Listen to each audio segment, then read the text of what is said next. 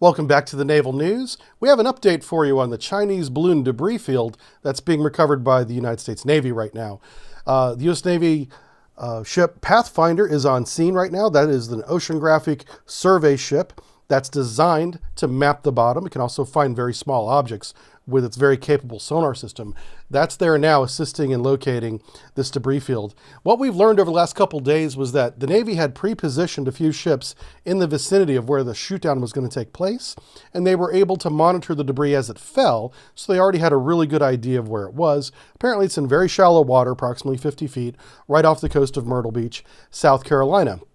With the assistance of the Pathfinder, they've reduced the search area to a 1,500 square meter location. That's a little bit less than a full mile square, where they have all the debris in there. And they're combing that area right now with devices that I'm going to show you today. With locating each piece of debris, they have explosive ordnance disposal divers on scene to carefully handle each one of those, make sure that there's no scuttling charges or anything that might destroy and injure somebody. They're saying that safety is number one. Nobody's in a hurry to get this. It's not going anywhere. They can pick it up as safely as they need to. I need to mention the United States Naval Institute reported this first, so full credit to them. I'm just compiling some information here for you and hoping to add a little bit of my own as well. I do need to address the United States Northern Command. The commander there is Air Force General Glenn Van Herk. He said that the balloon was 200 feet high from payload to the top of the balloon, so reasonable for a large balloon like this, but he estimated the payload to be about 2,000 pounds. Well, I'm not going to sit here and say that it is or isn't 2,000 pounds. What is important is what the payload was, not how heavy it was. I still think it was less than that, but that's neither here nor there. The general has his opinion and I have mine. What is important is collection is underway right now on this thing. And here's a picture of the device they are most likely using. This is the Mk18 V2 Kingfish UUV, and we're going to talk a little bit about how this works today, because it's a perfect piece of kit for this shallow water, high resolution, small search area. This thing could probably cover the entire search area by itself, and we'll get into how all that's done. It's based on the Remus 600. This is the civilian version of what became the Kingfish. This won the award to become the Mk18, essentially. It is a 13-foot long, 1 foot in diameter, 530-pound unmanned underwater vehicle. It is lithium-ion battery powered for 5 knots for 70 hours and can go down to a meter of about 600, or depth of about 600 meters, but there's also deeper versions that the Navy uses. And that might be the V1, the V2, because there's hardened shells for each one of these. But we wouldn't need a fancy hardened shell one to go down to 50 feet. Just get the cheap one, right? Let's get that cheap rental.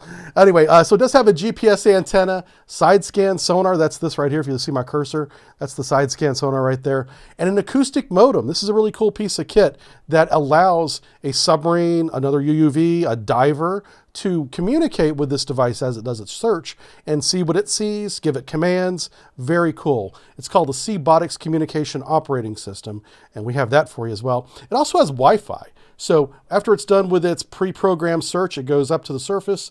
It has this little orange antenna that also is GPS, but it is Wi-Fi connected and can download whatever it found during its mission. Very cool stuff. Here is a picture, not from the active site. I want to make that very clear. This is from before public Navy released photos of how the Kingfish is prepared. And here you have U.S. sailors connecting that GPS and Wi-Fi antenna. They also have to connect the control fins forward and aft as well before it deploys. The next thing they do is they get on the little laptop and they program the Seabotics operating system with the search that the device is going to go through and anything else that it may need.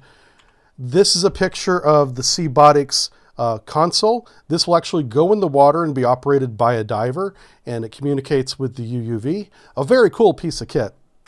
This is them lowering that box to give you an idea of how big it is. Once it's in the water, obviously it's a lot lighter because of displacement, but it's still kind of bulky to operate. Here is one of the small boats, again from a training exercise, not the on-scene boats, that has the Kingfish mounted on an outboard stowage that's raised and then put out over the water.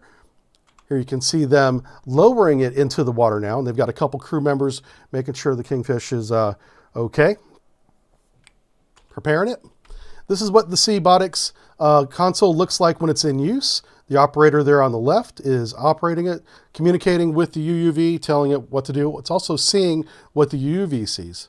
And it's a very cool system. Absolutely wonderful. This is what the Kingfish looks like after it's done. In this picture, they don't have the bow control surfaces, so you can use this with just the stern stabilizers and the GPS antenna. You don't need the bow control surfaces like you see here. It doesn't have them. But this would be in the well of the Carter Hall that's on scene right now, but I don't know exactly what ship this is, but it's the same class, the same operation will go. So, you know, big shout out to the EOD teams and the Navy diver teams doing the work. This is very hazardous work. These guys go through intense dive training long before they're allowed to actually become Navy divers. And I have a ton of respect for them. This is essentially the Navy's version of camping. You know, they just go out there with their scuba gear and do their thing. You know, I prefer to bring the Winnebago. You know, I bring a submarine where I'm high and dry, very comfortable. I got a galley, I got a cruise lounge. I can take a nap if I want to. But these guys, they do it the hard way. So hats off to them. And here it is. That's just a rough area. I pinned it there on Google Earth, so you can go take a look at it, of roughly where they're looking for this thing.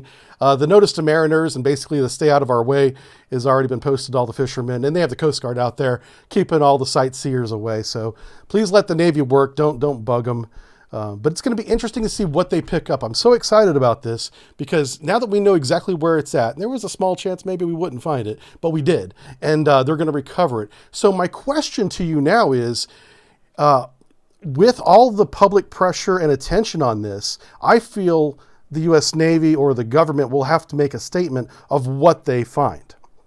So the question is, if they decide not to disclose what they found, what do you think they could find that would cause them to be like, oh, we better not say what this is? Okay, I have two ideas. Extreme left and extreme right? But I'm not going to tell you what they are because I want to see what you guys think, and then I'll decide, if it's anything close to what I think. So I think there will be a public statement in the future. I think they will say what they find, but if they don't, that will be even more interesting. Be like, what caused the Navy to not make a statement about it? All right, and now we got to do a little bit of housekeeping here. We've been focusing on this balloon for so long, we haven't been keeping up with what's going on around the world. So just real quick, the George H.W. Bush, operating in the Mediterranean and all that, pulled into port, and it sent one of its destroyers up into the Sea of Marmara, which is right near the, what do you call the strait? The Bosporus Strait. And they pulled in for a port of call for a couple days, and that port of call is finished now, but it was very cool to see the Arleigh Burkes operating so close to the Black Sea. Obviously the Black Sea is closed to warships right now, so we didn't violate that, but we're just putting on a demonstration that, hey, we can bring our ships all the way up to the point of going into the Black Sea, ready to go at a moment's notice, and there's nothing Russia can do to stop that. Now, something that happened recently is Turkey, where they have the port of call, suffered a major earthquake, like something disastrous, on a biblical scale. And so if you can provide help to those people in one way or another, I would encourage you to do so. I don't have any links for you, but let's definitely help those people out as much as we can, if you can. I do have a request, too. If anyone uses the Naval Simulator command, could you make a scenario using the Arleigh Burke, just one, Flight 2 Alpha, against what we know of the Black Sea Fleet? We know they have 6-kilo submarines, they have one corvette, and a couple of escort vessels. And I just wonder how that would play out if we did take this Arleigh Burke and overnight put it into the Black Sea for combat operations. How would that go? And you would need to also include air cover on both sides. It would be kind of a complicated scenario. But I would be interested in simulating something like that. And if it turned out to be something worth making a video of, I certainly would. I'm just curious. This is the great simulator. If you don't know what it is, it's called Command Modern Operations, and I absolutely support them. The last thing we're going to talk about today is France is on a trans-global mission called Mission Jeanne d'Arc 2023, and that's going to be a 155-day trans-global trip that begins in France, Toulon, France specifically. They're going to visit 12 ports, 9 naval exercises along the way, so they're going to be very busy sailors. They have 160 naval cadet officers on board. They're not officers yet, they're cadets, but they're going to be officers. This is a great experience for young men and women. This is wonderful that they're going on this, and they plan on being complete in July of this year. Like I said, 155-day world tour. I believe this has already begun at time of this recording. Like I said, we're a little bit behind on this news. The 2 ships that are making it are the French ship Dismudy. If I'm saying that right, I'm probably not. That's an amphibious assault ship, helicopter carrier, if you will, rather large, as you see here. And the French ship Lafayette, I have in the inset box there. So, you know, fair winds and following seas to them on their voyage. Iran is doing something similar with 2 ships. You know, we do this, I wouldn't say all the time, but it's common to have a ship in its lifetime do a trans-global trip just to get the awards, if you will, get the achievement. Anyway, so I wish the French Navy success, and I look forward to them completing this, and we'll break down the naval operations and exercises they do along the way.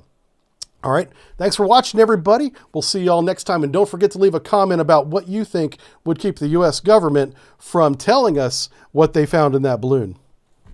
See you later. Bye. Bye-bye.